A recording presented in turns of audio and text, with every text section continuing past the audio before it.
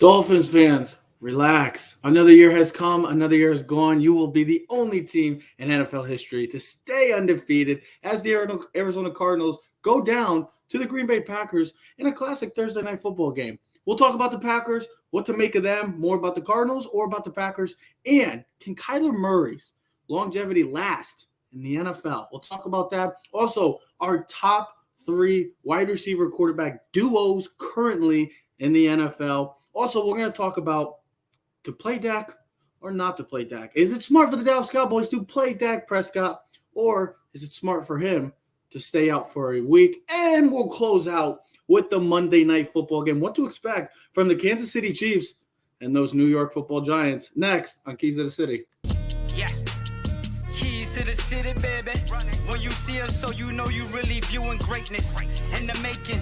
Double up on facts we stating. Podcasting, cruise control, city, state, the nation. So what you saying, what we saying, prime information. Facts, keys to the city, we unlocking the statements. Streaming every Friday. And ladies and gentlemen, we are back. Clovercrest Media presents Keys to the City. We're streaming on all social media platforms at Keys to the City. So comment, like, subscribe, or share. Or you can follow the Podcaster Joe at Twitter. I'm Podcaster Joe, the Joseph McGuire, and our Clovercrest Media. You can check out our Facebook page, Instagram. It's growing. It's getting there. People are knowing Clovercrest Media. So check us out and check out the rest of the game at clovercrestmedia.com. Let's talk about the classic last night. It is another football Friday. I know the World Series is going on, but not many people are talking about it. The ratings are down as expected. That's what happens in baseball. People don't care about baseball right now unless you see the Dodgers, Yankees, Red Sox, Mets, Cubs, and the Cardinals. Teams like that. That's what they want to see. It's not getting it done. It's going to continuously be that way if we don't see the powers work that way. That's just how baseball works right now. People are not – And they always call it our East Coast bias, and it's like, I didn't determine that. Look at the ratings. The ratings are what they are. People don't care for baseball right now. It's sad to believe, but it's the truth. People rather watch a regular season NBA basketball game than the World Series. Take that into consideration. So we're talking football Friday. We talked about it on Tuesday. We're talking now on Friday. Again, a huge week in the NFL. We're going to talk about last night's game. Like I said, talk about our top three quarterback receiver dynamic duos. Who is number one in our book? Also, Dak Prescott, is he going to play or not? Is it smart for the Cowboys to start him? And then we'll talk about the Monday Night Football game. But let's hold on, before actually we start the show. I just want to wish a very, very happy birthday to a very special person in my life. That's not with me, and I won't be able to see her. Mother, I will see you in 3 weeks. I love you, and I hope you have a terrific birthday. I know she's working nonstop today. But what do we all do? What do all us Keeses do? We all have to work. It's the way the life works. But happy birthday, Mom. I love you. Yeah, because we're poor. Yeah, we're poor. We're not the top 1% in the country. We're not we need this money. I said this last night. Somebody. I was telling Ralph, Trev. I said, can you imagine this? We're talking. I'm at the gym there, so he texts me. I go, yeah, man. I called 3 different places the other day: Forbes, First Fuel, and Purple Fuel to find oil prices. They were all at $2.89. He goes, dude, don't you know your Forbes in East Haven? You get 10%, 10 cents off if you're an East Haven resident. I go, imagine this, bro. 10 years ago, we're talking about oil prices and figuring out how we're going to pay for these canned goods and everything else. The way the world works, man. We're all trying to get in tune with the way the world works. But speaking of getting in tune, how does it work? How about last night's game, the classic we thought it was going to be? I know there was a lot of downfall because of the players that were missing in the game, but the game lived up to the expectations. Dolphins fans, like I said, you can relax, pour your champagne. Another year has come. You will stay undefeated as the only team in NFL. No one's ever going undefeated anymore. Yeah, I know. The closest was the Patriots. Last night was a true telling sign of where the Cardinals stand, where the Packers stand, maybe in the NFL as a whole. My biggest takeaway, though, I really wanted to get into this because, there's so much great in the NFL, just like there isn't great in sports, where you have the MLB, you have great shortstops, you have great center fielders. The NBA is great point guards. The NHL, you got guys like Connor McDavid, you got Sidney Crosby, Alex Ovechkin. What am I getting at? Is because the NFL is so great, not just because it's the NFL, because of the exceptional growth of the quarterback play. I mean, you got guys like Aaron Rodgers still dominant. Tom Brady, who's 44 freaking years old and is literally taking the league by storm again in his 22nd season. Then you got guys like Justin Herbert, Joe Burrow, Josh Allen, Patrick Mahomes, Kyler Murray, Lamar Jackson. My big thing is when you have this exceptional play and these terrific quarterbacks, you're going to survive. You're going to last in this league. My big thing and my big question mark that I saw last night was the last drive. Kyler Murray was limping again. And it gets me concerned for him because we talked about great quarterbacks the other day. And, Joe, I believe you said you would have taken Kyler number 1 out of the young quarterbacks in this league. What I see last night, and Ted, we'll get into more of the game in a second. When I see last night and see him limping, I know it's not a big deal and stuff like that, and we're going to just brush it off. But when you see that, you're thinking the longevity of Kyler Murray. Do we see Kyler Murray being able to last in this NFL and sustain at a successful rate like he's been playing so far? I'm not going to take away. He's been great. But can we see him sustain that longevity in a tough league? And due to the biggest question mark that we talked about, the height going into this whole draft when he got drafted. Yeah, I actually talked a little bit about that last year when I wasn't completely sold on Kyler Murray. I don't necessarily love the way he throws the football. He's still a baseball guy who's playing quarterback, and he's really good at it. To me, last night was really their biggest issue. They couldn't run the football. Green Bay ran the football. Not great, but better than Arizona did. Neither quarterback, I thought, looked exceptionally great last night. Kind of a downer performance by both guys, but yeah, look, when you're dealing with guys like Lamar and guys like Kyler and they play a very different kind of game, you got to be careful with the Daniel Jones and the Josh Allens of the world. Those guys that get out there, Mahomes, and create and do things. We saw what happened to Robert Griffin and how, what was off to a promising start to a career ended really quickly in a terrible fashion. So that's, to me, I think one of the reasons why, I grew up watching Randall Cunningham, who was way ahead of his time. You never saw that back in the day. You never saw that type of sure. You know what the knock on Randall Cunningham was? Now it's become regular. It's too dangerous for your quarterback to be running all over the field like that. And that's why it went from Cunningham literally to Mike Vick with nothing in between. Mm-hmm. It didn't seem like a great idea. Well, here's the other thing. Now it's what everybody does. And look, these guys are going to get hurt and they are going to get banged up. And let's be honest, and I love Kyler. He's a little man out there. And these guys are getting bigger, stronger, and faster. So, yeah, is Kyler going to be in the league for 20 years? No, this is probably like a 10, 12-year career for Kyler Murray. And maybe he'll even go play some baseball. Well, can he sustain that success? As long as he doesn't suffer a devastating injury, I think this guy, and again, the way the league is designed, it's designed for these guys to be successful. And that's why, again, I'm very hopeful for DJ. I think he's one of those guys. That's the skill set that really does work and is getting protected in this NFL.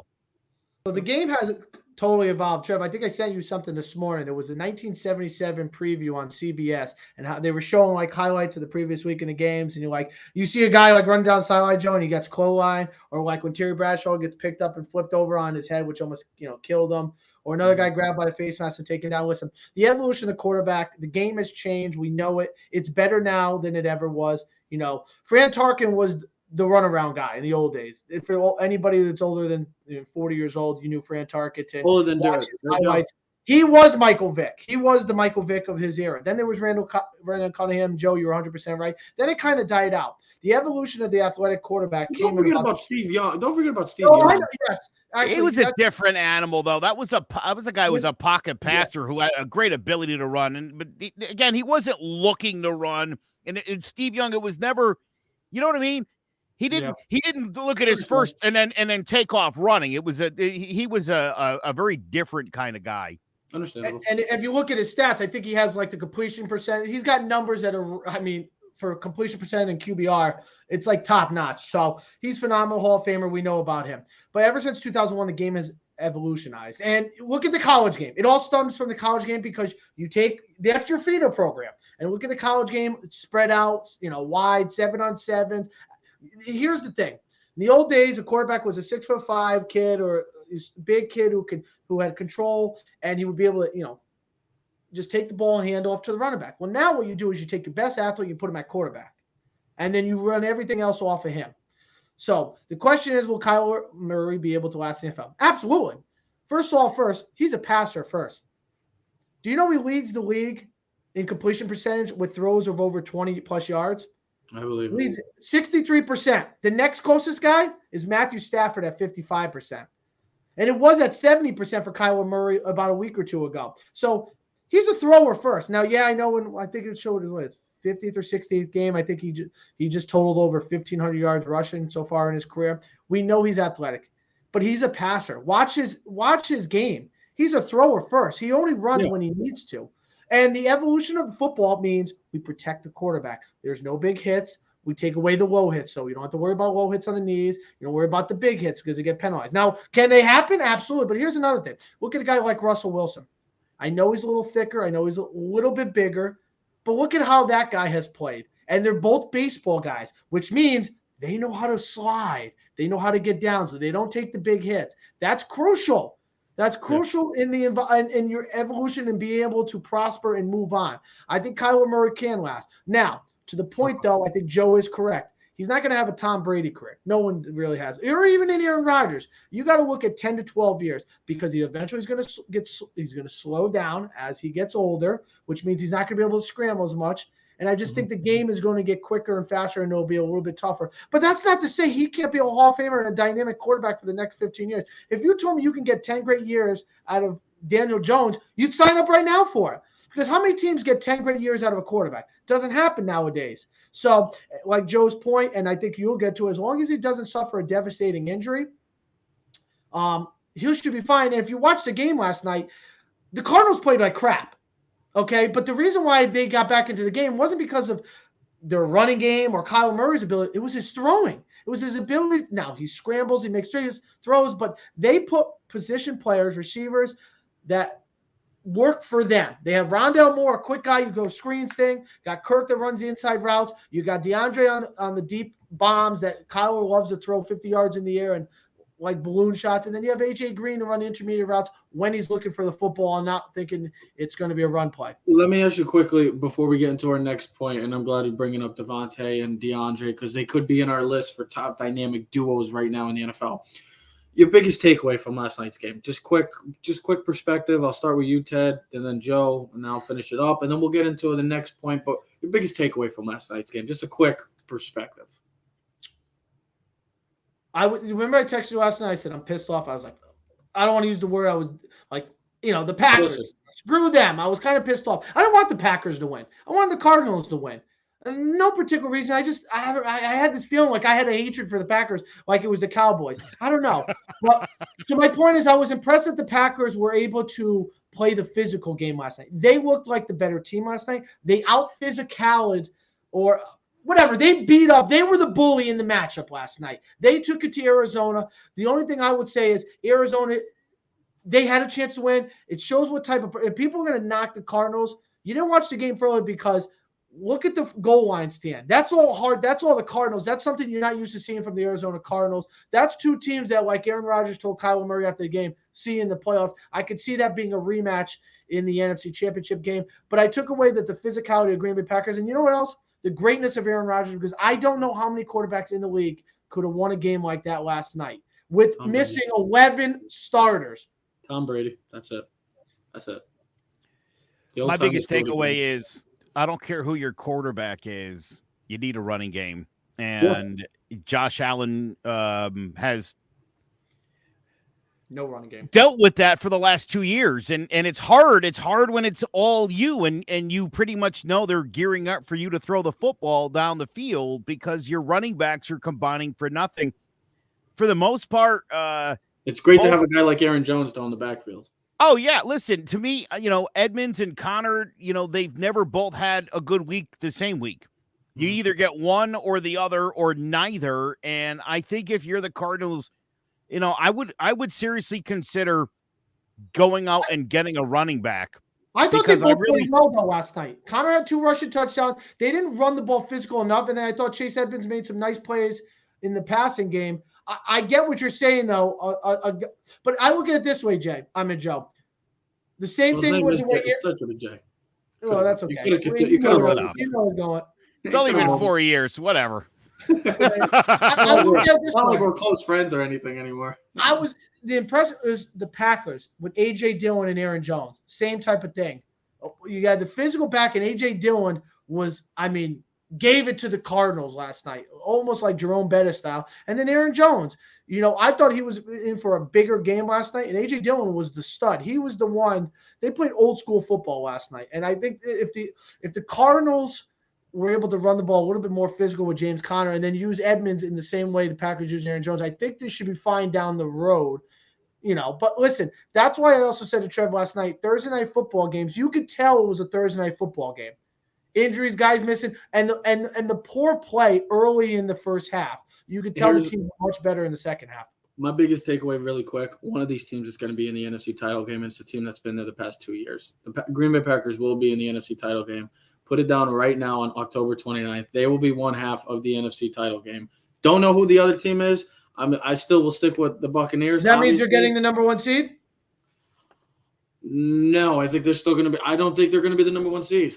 I don't know who. I can't answer a question when you have that in the sense of when you have 4 teams right now, or wait, 1, 2, 3. I think there's 5 teams right now. There's 5 teams with 1 loss. I can't pick between one of them or who's going to be home field. I really can't. Right now, it's an open field. It's literally wide open. I just don't know who's it going to be. I see the Green Bay Packers, though, with the team that bringing in David Bakhtiari is going to be back. Devontae Adams will be back. You have that offense still going, still gelling. You have Aaron Rodgers. Anytime you have 12, it's like Tom Brady. Anytime you have these guys, you have a chance to survive and advance each and every week. And I see the Green Bay Packers once again being in the NFC title game. The Cardinals are going to be fine. The Cardinals look like they're going to – the defense, the way they held that goal line stand at the end, that was as impressive as I could have been or seen from that team. Losing J.J. Watt is going to be a big loss, but you bring back Chandler Jones now, which is also a huge addition. They should go make another – maybe go call Pittsburgh, Melvin Ingram. Go try to get him in replacement because that's a trade that they could be looking for. They need pass rushers, but both these teams are going to be in there for the long run. I would pick the Packers. Probably the most impressive victory of the entire season is what I would say on that. Listen, despite 3 Cardinal turnovers, they lost the time of possession battle by 15 minutes to Green Bay in last night's game. Joe loves that TOP.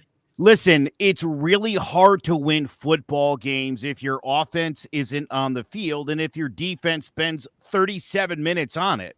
Yeah. It's really you're facing Aaron Rodgers and you put him on the field for almost 40 minutes. I'm surprised that Green Bay only scored 24 points. Again, I think that's a great testament to how good their defense is, how poorly both quarterbacks, I think both, again, we're not going to talk about what a great game both of these guys had when the year's over. You're not going to be like, remember that game? This wasn't one of their better games for either guy. They combined the running backs for Arizona, 12 for 52. Not good enough. That's not good enough. And that's what I mean. Again, they're serviceable, they're better than some, but to me, you put one, God forbid, but let's say you throw Saquon on that team. That's a Super Bowl champion team 100% of the time.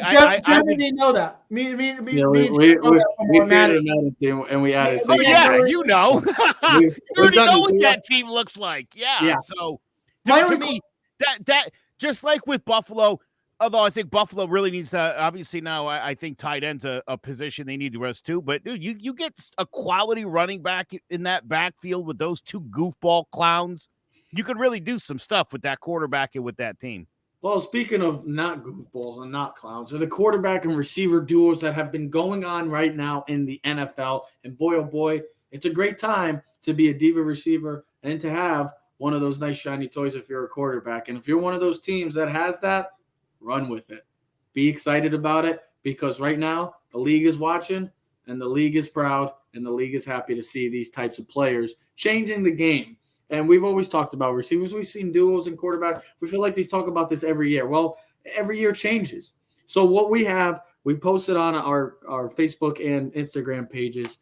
Votes have came out. And We're talking about top duos, quarterback receiver duos.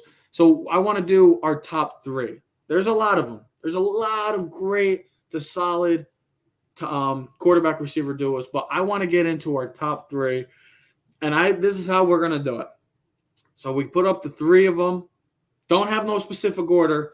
The specific order will be on display right now. You will give us your top 3. And Joe, I'm going to start with you because you have a different one from me and Ted. So here is your top 3. No specific order. I want you to give me your top 3 on paper right now. Can I just tell you something? I think if I were to go back a segment for a second, biggest takeaway from last night, not having your guy makes a huge difference when you're out there. Hopkins obviously was mostly out of the lineup last night, and Adams was obviously out of the game completely, and it showed.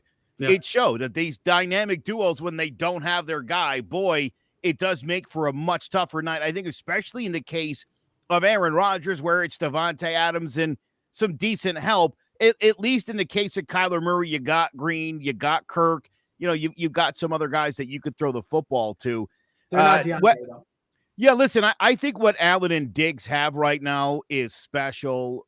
And you know, I still think that Stephon Diggs is a very underrated receiver in this NFL. I think a lot of people sort of see him as a down the field, kind of throw it down to him speed guy. And I love these two. I think these two, I want to say probably on this list, at least 2 of the 3 will be in the Super Bowl. So who's your 1, who's your 2, and who's your 3? I want to hear your 1 and 2 runs versus 3. Well, I guess if you're gonna do this to me, yeah, I didn't know we had to. I knew we were just sending 3 without any order. I didn't know on the show. This is how it's we get called to task. I'm putting you on the spot. I'm gonna say Rodgers and Adams. Number 1. I think if you watch week in and week out, and again, not having him there, you could really see the difference in Aaron Rodgers. I'll put him 1. I'll put Allen Diggs 2, and I would put Murray Hopkins 3. And only because, again, Murray does have some other options. You could, I won't get into it, but yeah, I'll leave it at that. That's my 3. Before I go, I want to ask both of you guys a question because I think we didn't really talk about this. And when we say dynamic duos, did you guys go based off of this season or who you think are the most dangerous? Because like Mahomes and Tyreek Hill are like the most dangerous and but like, were you guys going based statistically on this season and this season only? I did. I did a combo of both. Put it like this. I considered the past, but I wanted to make this more about who's doing it right this minute and right now. And so that was why. So I'm going to go first and I'll finish up with Ted. It's funny. Trev, now quick question. I have the stat. I wrote down the votes on our Instagram polls of how they were voted for our guys. Well, yeah, run it down quickly for us. Do you want me to do this or afterwards? Well, we'll do it after. That's fine. We'll do it after. Let's finish. I'm going to finish up the top 3. And then 2 years, I'll do mine, and then I could just continue to talk and do the votes. Yeah, and then great. Continue to talk. Just what me and Joe want to hear. You talking nonstop. You know what? We should take a vote. Do the fans enjoy my commentary? Do people enjoy Ted talking? Yes or no? So here's my top 3, no specific order. Reason why I put Stafford and Kupp, I think it's kind of, to me, the sense of what Randy Moss brought for Brady. When he came in, Brady was already great. We already knew Brady was already a Hall of Famer at that point. But Randy Moss adding that big play receiver, and it's different for Cooper Kupp. I'll relate it to Cooper Kupp now because now you have a quarterback that can legit stretch the field and throw it anywhere in the field that he wants to.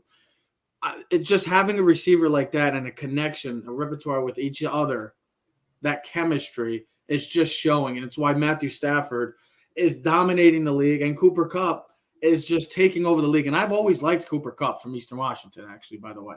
The biggest thing for him was just staying on the field. He's staying on the field, and he's taking the league by storm. Well, he got hurt 1 year. He got hurt last year. Oh, yeah, but he always somehow gets injured, and that's the worst thing that happens to Cooper Kupp. His worst thing is his injury history. Other than that, he's one of the better receivers in the league. Rodgers and Adams don't really need no explanation. to it. They just are just 1 and 2, bomb. Batman and Robin, just Really? dink and dunk, easy Did you do yours does. after mine? Uh, Did you do yours no, after this is mine? how I feel. I do feel this way. I'm very high on Stafford and Kupp. And then numbers, and then for me, Burrow and Chase. I'm going to shock you guys right now with something, but I think Burrow and Jamar Chase are the best receiver quarterback combo right now. And I think it's been one of the best, not just this year. You got them one?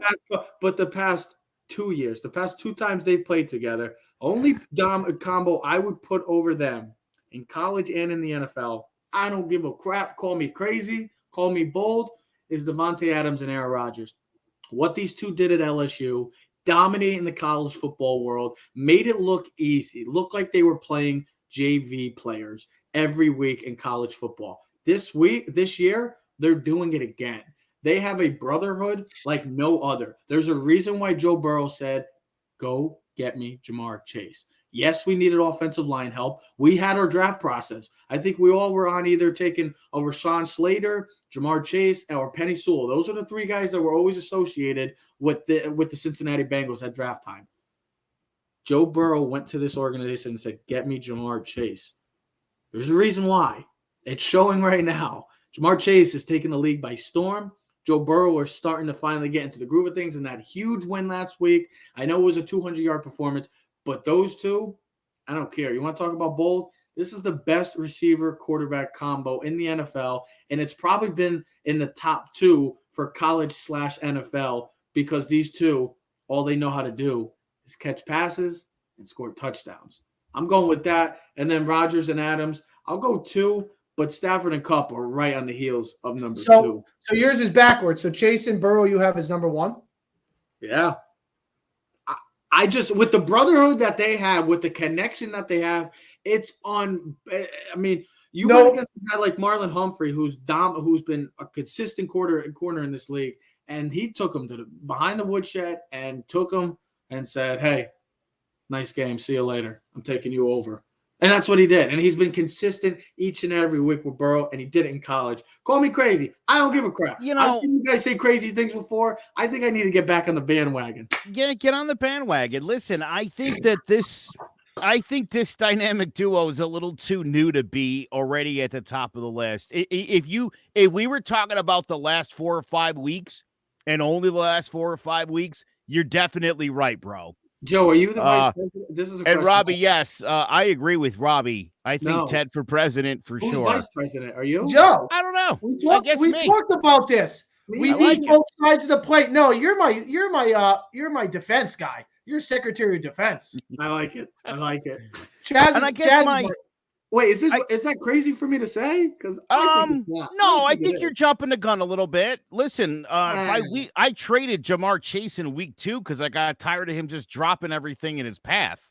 He wasn't off to a great start. He just wasn't. What do you want from me? Is that my fault? He couldn't catch. Hold on. The question is this in our league, Joe? No, it wasn't. Mind your business. Don't worry about who I got for him. I need a running back depth. No, I want to hear it. I had a lot of receivers. I got Tony Pollard for one. Oh my God. I'm even trying to remember who the other one was. Don't tell me that was a 1-for-1 trade. No, I think I also got Tashawn Williams from the Ravens. Oh, Tyson Williams. Tyson Williams. There you go. Highway Robbers. I needed depth. That really backfired. Congratulations. All you need is starters. It was terrible when I traded him. You played yourself. You got to wait till week 4. JJ strong-armed me. Sander knows. JJ was all. I was like, I don't really think I'm going to trade the kid. I'll give him a chance at the. He was all about. I was like, fine. I need a running backs. It was a big mistake. I understand that now. My other problem with your list, I think, is listen. I know Kupp's having an unbelievable start to this year. I almost feel like this is kind of a Wes Welker, Randy Moss situation. I know he's putting up the numbers. I'm not sure that Robert Woods still isn't the number 1 guy. No, Cooper Kupp's the number 1 man. 90 catches each of the last 3 seasons. He seems to be the primary target. All right. At least of Goff. Because Kupp gets hurt. All right. No, let's see it's how- fine. But Woods doesn't, and Woods, I think, is their number No, one that's- no, receiver. I understand. Yeah, Well, so I yeah. don't know if I like listen, again, your list is good if you're into like just 2021, especially the last Oh, 4 I'm or going 5 all the way weeks. back to 2019, bro. I All went right, back to so- 2019. Let El Presidente. Let El Presidente. Let El Presidente talk. Shut it. So You have as to be smart. Never mind. I should retract my statement because we should see the president that right now we're speaking. We have to be It's smart. been a while. Listen, Yeah, we haven't had a smart. We haven't one had a there. smart president in years. we could be sleeping for a while. So here we go. So as we notice, you and my list are the same. We did not talk about this. I did not No, plan that's- this. That's why I joked with you. Did you look at my list and copy it? Here's my list, Now, and then here's how Ted's did you list. put them? Okay, so all you did was slip. So if I have to pick, and I'm going to get right to it because I'm not going to waste time. Yeah, explaining. hurry up. That's the point. You might get, why don't you just address the concerns I just brought up about your first 2 picks? Well, here's 'Cause the your thing. brother did a horrible job defending himself. So What here's do the you thing. mean? No, I didn't. So Rodgers and Adams are the best dynamic duo in football. Okay, Rodgers is the best quarterback of the 3 guys that I have on the list, and right now Devontae Adams is the best receiver of the 3. If I got to take one receiver, I'm taking him. Their connection is like no other. You talked about Chase and Burrow. Sorry, Trev. Rodgers could be sleeping, and Devontae knows where the ball's going. If you That's look going to be at the new you look Devontae and at Rodgers. Devontae's stats compared to everyone else on his team, he has 52 receptions. The next closest guy was Aaron Jones at 33. It's the running back, and there was no. Wait, to Hold be on. fair, the other guys have good teammates, though. So listen, Rodgers, they have teammates. Alan Lazard and Scantlin and Aaron Jones and Tanyan are good enough pieces. Because if you want to play that game, Good enough or good? okay. Listen, I guess they don't have a close number 2. That would be because I'm gonna. They should go trade for a number 2. But I'll tell you, honestly, that's why I agree with you. I think because he's the number one, they're so And focused there's on no stopping him, one and he's else still. even close. If you look at our list, Yep. and between Allen and Diggs, they have Emmanuel Sanders and Dawson Knox. If you go to the north, Burrow and Chase, they have T. Higgins and Tyler Boyd. Go to Tannehill and Brown, they brought in Julio Jones. Mahomes. Hey, can you give us your vote? Can you give us your votes? Give me 1 second. Mahomes and Hill, he has Kelsey, which is like a receiver and a half. Okay. Yeah. Dak and Lamb, they have Amari, Gallup, they have everyone. Brady and Evans, I mean, we don't know who he's going to. 1 week it could be Godwin, could be it could be I think Brown. Evans and Brady are there. Now, we went with the West, and we went 2 different groups. Remember, we had Murray and D Hop and Stafford and Kupp, and I think they're the next closest on this group. The reason why I went with this 3 is you have to consider Stafford and Kupp's this season stats. They're the best dynamic duo statistically this season. I looked at the stats, and I wrote them down right here. Stafford and Kupp have 56 catches, 809 yards, and 9 touchdowns. It's by far the best of any receiver combo of the quarterbacks. Then you look at the next group. Rodgers and Adams, 52 catches, 744 yards now, which is surprising. He only has 3 touchdowns, Devontae. Usually he's a guy, last year I think he came off 17, 18 touchdowns. Surprised it's only 3. And then you look at the next one, Burrow and Chase. Now the catches are not that high, only 35. But That's 700 what makes it even more impressive. But 754 yards and 6 touchdowns, which makes his yards, he's gaining 20, 30 yards per catch, that's in the Tyreek Hill Mahomes style. I went with these 3 because statistically, Stafford and Kupp, you could put them in number 1 because statistically their numbers back up compared to anyone else. But if you want to go best right now, it's Aaron Rodgers and Devontae, and it's not even a close 2 because they've been the best 2 for the past couple of years. And then honestly, if you're going young guns and dynamic right now, Moxie, you look at what Chase did last week. You've seen what Chase has done the past 4 weeks. You've seen what Joe Burrow has done. They're there. Now, you're not wrong. Diggs and Allen are great. I think, though, if I had to pick the 2 and I needed to get a play, I think I'm taking Chase and Burrow over Josh Allen and Diggs. Are we talking weeks 2 to 7 or post or pre? Well, here's the thing. Josh Allen and Diggs are now before Joe decided to trade him. Are we talking Well, that? here's the thing. Right now, Josh Allen and Diggs right now have 37 catches, 463 yards, and 2 touchdowns. Kind of pedestrian compared to the numbers they put up last year. Yeah, but they got good balance. They got Emmanuel Sanders also, who's been a huge and addition Dawson to the Knox. offense. I know, Cole and Beasley, Dawson Dawson Knox. I mean, you have weapons, and I'm not saying all these other teams. The Buccaneers have weapons. The Rams have weapons. The Chargers have weapons. All these teams, the Bengals, they all have weapons. But the way you look at the Bills, last year was different. I mean, they didn't have that go-to number 2 guy. But this see, that's year, why, and that's why you have a guy in Emmanuel Sanders that has been a huge shot is. bonus to that offense. And that's why I think you have to put Devontae and Rodgers at number one, because when you name off the guys and the teams, you go, there's no number two on the Packers. That's why you've been hearing rumors of Odell Beckham trade from the Browns, a number two. That's why the Titans brought in Julio Jones. They lost Jonnu Smith, the tight end, but they have no number two to A.J. Brown. So that's why. So we posted the polls the other day on the Kansas City Instagram.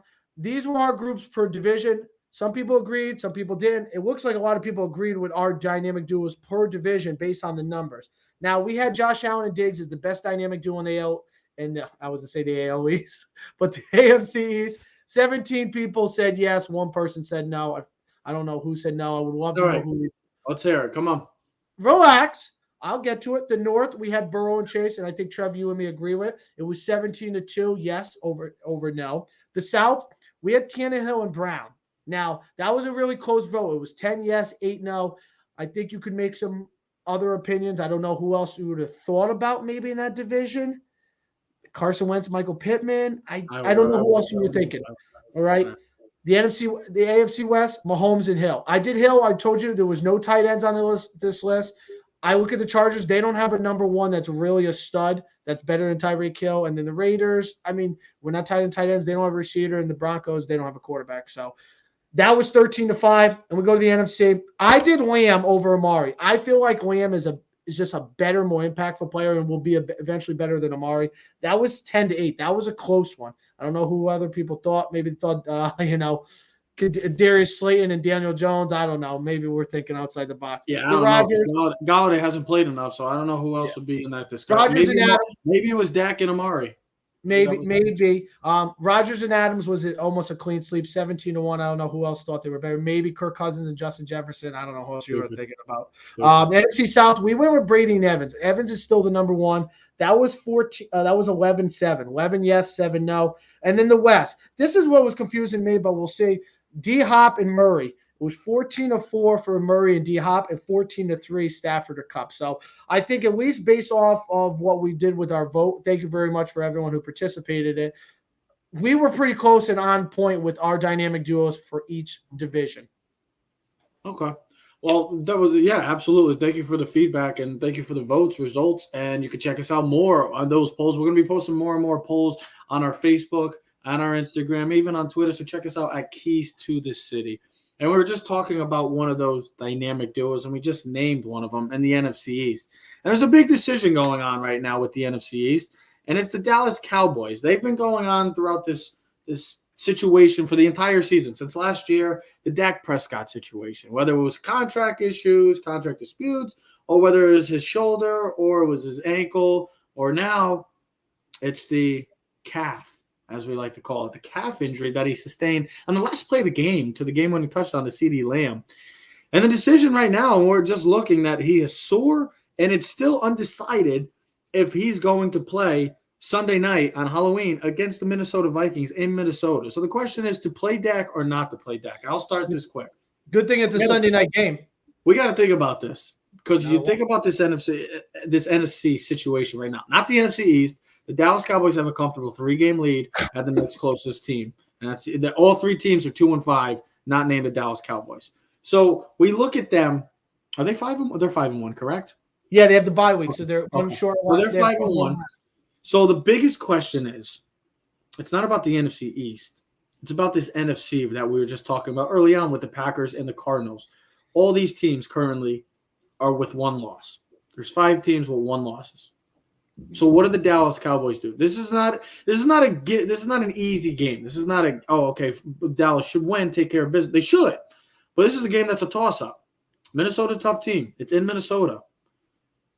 Do they play Dak Prescott, thinking long-term, or do they say, let's wait a week, we can rely on Cooper Rush, and we can win with that?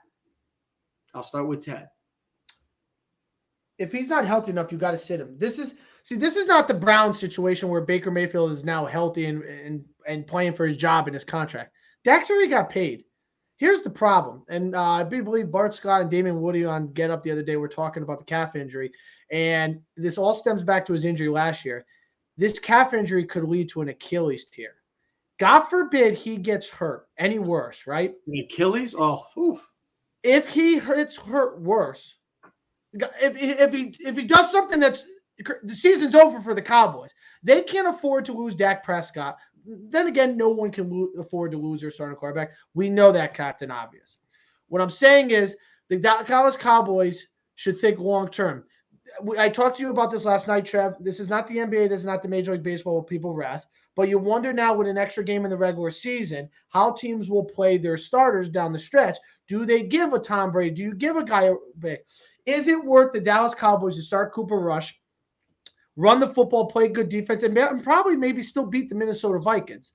Now, I say yes. Don't play him. And when I say yes, I mean sit him, because you have to think longevity. One loss is not going to affect this team. They play in the NFC East. Well, that's true. But they're going to easily win division. They play in, I don't know, maybe the Packers play in an easier division, but you're going to sweep your division, all right? You're going to take care of business. Dak's future and healthy down the stretch is more important than him playing and risking a further injury right now against the Minnesota Vikings in Week 8. My answer would be I wouldn't even care about the division right now, because I feel like the division's already wrapped up. I mean, unless some team unless the Giants or Washington or Eagles just go complete 180 and start getting everything magically going, then this division's a wrap currently. I'm looking at it from the standpoint of, yeah, you don't want to lose Dak because you got to think about the future of the Dallas Cowboys. You just paid him big bucks, big money to be the future of the Dallas Cowboys. If he, God forbid, gets another catastrophic injury, and if you're a reporter, from what you were saying, if it goes to an Achilles, that's the worst injury you can have in all of sports. I don't care who you are. And hold on, and to think that with this way, specifically this season, with the way the NFC is playing out right now, and I keep going back to it, and the Dallas Cowboys team that would love to get home field advantage, this is a year that, I mean, maybe you can't afford a loss. You can't afford a loss in the sense of not your division, but the conference, because of how top I think you can't afford a loss because no one's going to finish the season with one win. That's true. And here's the other thing.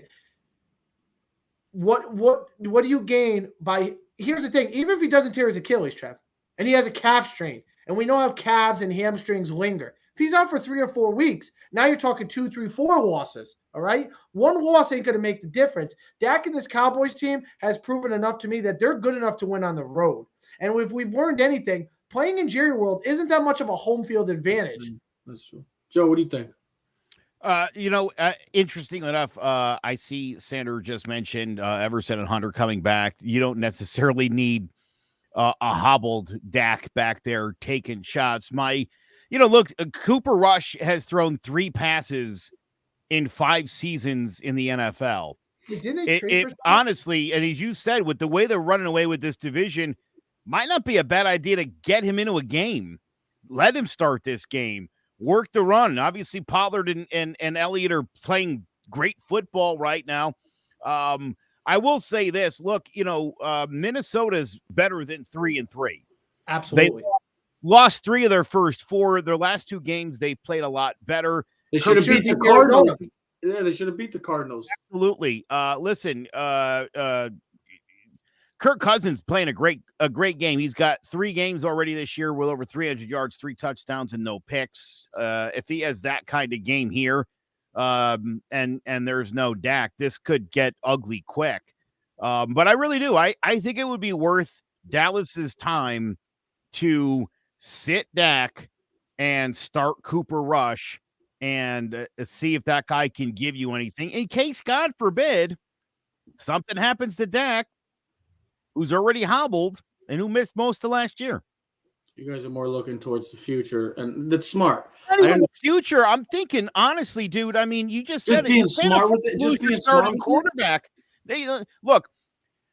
Let's be honest, dude. If you're the Giants or you're the Cowboys and your starter gets hurt, would you rather have Mike Glennon in the game or Cooper Rush? I know Glennon's not a sexy name by any, but it's a guy who's played in the NFL.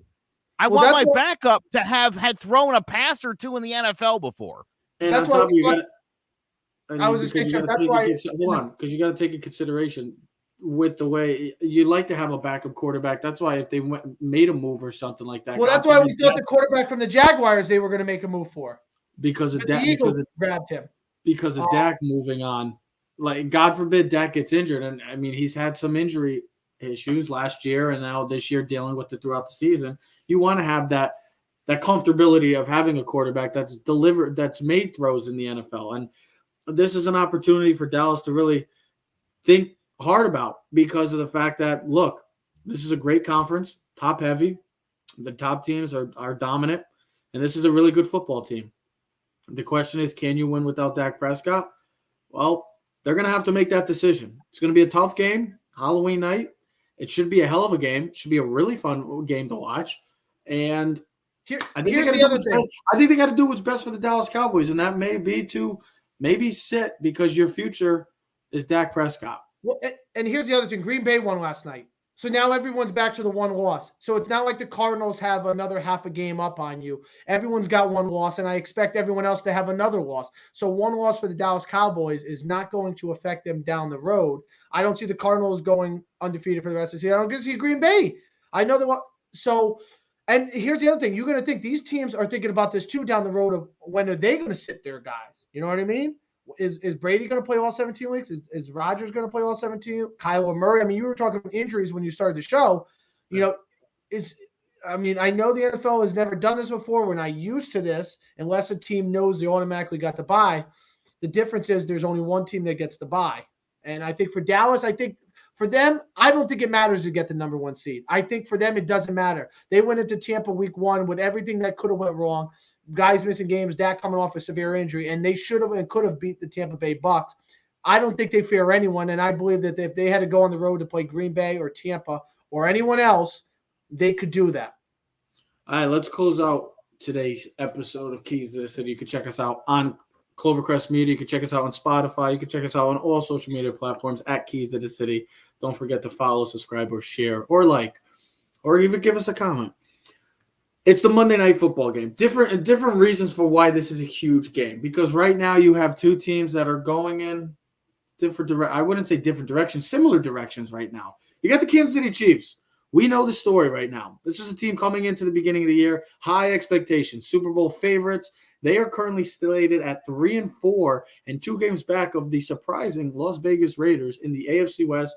And then you have a team in the New York Giants who coming off a much improved and a much needed victory for a team that looked like they were going nowhere and looking like they were about to push the turmoil button. But they stay alive and they beat the Carolina Panthers last week. So a huge game in the sense of what to make of this game, of what two teams that have weapons, have talent all over the field.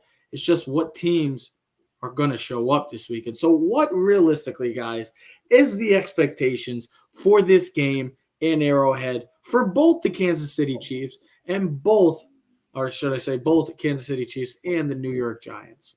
For me, the Giants, though, is who's going to play. So I've been reading reports to post. Kadarius Toney was on the practice field. There's a good possibility Sterling Shepard's going to play. I don't know if Galladay is going to play, and I still think Barkley's a question mark. I think more likely or not, he's not going to play. And we talked about this. I know we're not going to get in depth, and we'll save this for another discussion. But depending on what Giants team is taking the plane ride from, Newark to Kansas City is going to be the type of team that shows up. They're not playing the Carolina Panthers, all right? Joe had spoke about it on Tuesday. They had their best defensive game. This pass rush provided they had their best second half in years. Well, I was going to give you to back that up, and I know you are right, Trev, with that. The pass rush provided 18 pressures and 6 sacks. The run stoppers only allowed 3.3 yards per carry. The secondary forced a turnover and allowed only 48.7% of passes to be completed, after almost nearly allowing 74% in the previous 6 games. So the defense played much better. We know that. But that was also Sam Darnold. This wasn't the Patrick Mahomes, Tyreek Hill, and Travis Kelce's thing. The question is, what type of team is the Giants going to be walking into? Are they going to be walking into a team that literally – are we catching them at the right time, or are we walking into a hornet's nest after you bash them with a bat? That's the question. I think it's more about, I know what the Giants are going to do. I just don't know what Kansas City team we're going to face. Because you think after the performance last week, you would think like the Chiefs are just going to come out like like full-on blitzkrieg, German World War II, tanks, bombs, all over the place, especially against this Giants defense. I think the Giants are going to play with them. I don't know. I think the Jabril Peppers, losing him for the season is going to be a significant loss. I don't know. We're going to have to play the game like we played against Seattle last year. That's what I think you have to play, even though Daniel Jones wasn't playing. You got to control the clock, something that Green Bay did to Arizona last night. Keep the ball in your hands, 34, 35 minutes, run the football, play action pass, some screens, maybe some bootlegs, maybe throw back passes to the quarterback, let him run around the field a little bit, because he might be our best receiver on the field. And then just play solid defense. Keep everything underneath. Trev, you talked about it on Tuesday as well. No, more teams. The Chiefs have been blitzed the least amount in the entire NFL. And we realize that because you don't want to get beat deep. So you want them to nickel and dime you. You want them to have 10, 15 plays down the field. That's what the Giants do. You got the safeties over the top, keep everything in front of you, and just keep Mahomes in the box and put pressure on him. That's what. Ryan Logan is going to be the key matchup against Travis Kelce. Yep. They matched up against each other in the Big East when it was Cincinnati versus Rutgers. They matched up against each other when Ryan Logan was against the Patriots. So it'll be a key matchup because what I've read here is Daniel Graham is what he said was, we want to stop the Chiefs' running game right off the bat. Make them pass first. So because if they can run the football, everything else opens up for them. Everything else. Now you get the dynamic plays. Now everything changes. And this is why people are like, "Oh, are the Chiefs done?" and stuff like that. It's the sense of that defenses are with the way they're running their coverages. They're running a cover 4, cover 2. They're running a too high safety look. And they're not letting, and I've been telling people, what the Chiefs have been so great since Patrick Mahomes has come into the league is just the downfield ability from both Tyreek Hill, Travis Kelce, Hardman, and even Patrick Mahomes. Teams are taking that away. They're not letting them beat them over the top with these big plays. That's why you're seeing a lot of underneath routes. That's why they're playing it safe. They're not going to let anything behind them. They're going to let everything in front of them. It doesn't help on top of it that the Chiefs' offensive line has not looked any better since that night in Tampa Bay. And that's what it's come down to. Their offensive line has been atrocious. Every time we've seen Patrick Mahomes last week dropping back in the pocket, he's running out and running for his life. And that's what the Giants have to do. Realistic, for the Giants to win this game, they have to get after Patrick Mahomes. And I know and everybody, that's obvious. Well, yeah, they have to. For a team that doesn't produce a lot of sacks, both teams, I should say, these are some of the teams that are at the bottom of the list right now in the league for sacks. These are two teams that need to get after the quarterback. And you have two talented quarterbacks, that can move in the pocket, strong arms, can make plays with their legs. That's going to be the key to this game, is the battle of the trenches, which offensive line holds their ground. Andrew Thomas looks like he's going to be out. So I expect this to be a struggle fest for both offensive lines because either offensive lines have not looked good up until this point. Joe. The Giants were 7 for 16 converting on third downs. I'd like to see that number closer to 9 or 10. They stopped the Panthers 2 for 15. You mentioned the pressure. Teddy, 6 sacks in the game. They had a turnover, only 2 3-and-outs. One of them was going in at halftime, and they nearly had a 35-25 time of possession advantage over the Carolina Panthers. I referred to this on John about the G-Men as playing a perfect game. I think if the Giants can keep Mahomes off the field, pressure Mahomes, he's been turning the ball over like nobody's business, and you convert on third down, put them in third and longs, get on the quarterback. Listen, are the Giants going to win this game? If it was in New Jersey, I would feel a lot better about this. Kansas City is a really difficult place to play. And like Teddy said, you're kind of walking into a hornet's nest, and you don't know if that hornet's nest just got sprayed with poison or if somebody kicked it and those hornets are about to come up and I was about to use the F word, but I won't, but just mess somebody up in a big way. So the Giants could very well get blown out in this one, or I think the Giants can win a close one. I don't think the Chiefs win a close game here. How about that? Listen, I agree with that statement. If the Chiefs are winning, they're blowing the Giants out like 34-20, at 35-20, something like that. That's why the spread is still 10.5 points, and I don't know if it went down or up, but I know it came out. That's crazy. It's 10. That is a 10. It came out originally as a 10-point spread. I mean, let's not make it out like the Giants. Well, but let's not make it out like the Giants are like the Texans or The Jacksonville. Giants are no good though, bro. The Giants They're are no good. They're no good because they don't have a full freaking slated off the team. But that's what I'm saying. The Giants are no good, and when I say So they're no good because of their injuries. How about we already talked about this? Take out any team take out the Bengals with their whole offense and some of their key defensive players and their offense and their left tackle. How do you think those teams? You know what? Listen, not for That's nothing. what I'm trying to say is that I understand that they're not a good team, but let's not blame it because they blame it on because their offense. It's a combination. Well, the Green Bay Packers just won a game with 11 starters out. Now, listen, I understand you also have Rodgers and Daniel Jones. Yeah, look, everybody's got injuries, and you show up with who you have, and it's on you and your coach to be prepared and for everybody to go out there and play the best that they can. Look, the Giants are completely shorthanded. So were the Packers last night, like Teddy said. I don't know that that's any sort of excuse. I mean, next man up. Pepper's out, Martinez out. That defense is in rough shape. It definitely is. It's going to be a real challenge for the Giants to get off the football field.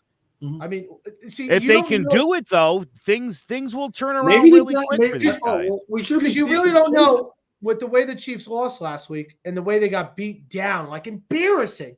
Trev, we've talked about this. Is it, do you want to play a team a good team after they got embarrassed like that the next week? You know what I mean? Like, it's like, oh my God, be prepared. Especially at home. You're going to get their best. Like, you feel like if they're going to put their best game of the season right now through the whole season, it's coming Monday night. If not, if they can't beat the Giants, here's my thing. If the Chiefs can't blow out the Giants, they're not that good. Now, that's the truth. The Chiefs should win this game by double digits. If the Chiefs do not blow the Giants out, the Giants lose a respectable game. The Giants are closer to the Chiefs than the Chiefs are to the Super Bowl. Well, we'll see. That's my thought. Because the Giants should not be on the same field as the Chiefs by what the personnel looks at. Now, if they're going out with Kadarius Toney and Shepard will be out there, and we got Ingram and Rudolph. Okay, Barkley's not and Galladay's not, but that's not too bad. We can still work with that. We can make plays. We can be competitive.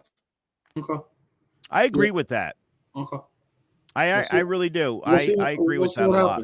Trev, do you think I'm wrong by saying that? I mean, the Chiefs, come on, this is Mahomes and Kelsey and Tyreek Hill. The Giants can't match up with them. They don't have the personnel. Yeah, again, I think when you it's so bad, the Giants should take advantage of this poor defense and control the clock, like Joe used to talk about. Play old school football, smash mouth, and don't make mistakes. Let them make the mistake. The Giants are a very middle of the pack team, and we saw what happened when they played the Rams and the Cowboys. Those are two teams that are Super Bowl contenders, and they blew the Giants out of the water. I agree with Ted. If Kansas City has to scrape by the Giants, it tells you that the Chiefs might be more middle of the pack than front of the pack this season. More fun. This is a huge game for KC, and especially the fact that it's at home, and they really desperately need a win here. This game is more about, let's be honest, this game is more about the Kansas City Chiefs because, like you just said, all the points, I'm not going to add to it. If they lose this game or if they struggle again and they win, and if they lose, let's just say if they lose, there's a lot of issues. There's more issues. Yeah, of course, we'll be happy. Absolutely. But there's more issues that we're really seeing then if they end up losing this game to the New York Football Giants. We'll see what happens. Couple more days. The NFL trade deadline is approaching. We'll see if any big moves, any teams, contenders, maybe the Giants. You know how the Giants have made some moves the past couple of years. We'll see if they add something to that defense. It's on Tuesday at 4 o'clock. We'll talk about that. And also, we'll see how this week a big slate of college football games. Check out All Four Downs as they talk about the huge college football week, rivalry week, a lot of great games going on. I can't wait to see it. Should be a hell of a weekend once again in the NFL. Before we close out, once again, I want to just say happy birthday to our mother. I hope she has a tremendous day. Ted, happy birthday, Mom. Yeah, take care of her, Ted. You're in Connecticut, not me. Take her out. Go take her somewhere nice. Take her to the zoo. She's working the football game tonight, and I'll be in Shelton tonight working my game. I know. Well, love it. I love you, Mom. I miss you. We are Keys to the City. We're streaming on all social media platforms at Keys to the City. So comment, like, subscribe, or share. Clovercrest Media presents Keys to the City. We are out. Yeah. Keys to the city, baby. When you see us, so you know you really viewing greatness in the making. Double up on facts we stating. Podcasting, cruise control city, state, the nation. So what you saying, what we saying, prime information. Facts, keys to the city, we're unlocking the statements. Streaming every Friday.